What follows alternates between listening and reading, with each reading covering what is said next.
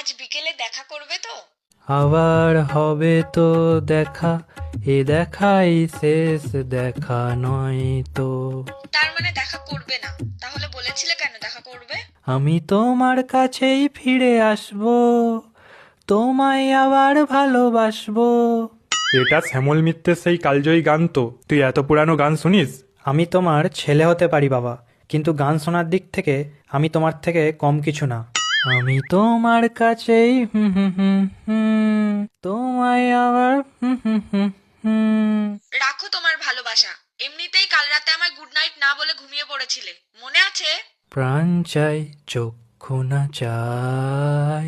মরি একই তোর দুস্তর লজ্জা। চুপ করো তো, 22 বছর ধরে কানমাতার লজ্জা খেয়ে আজ আবার লজ্জা দেখাচ্ছে। উফ, আবার সবকিছুতে তোমার বাড়াবাড়ি। যেমন বাপ তেমন বেটা।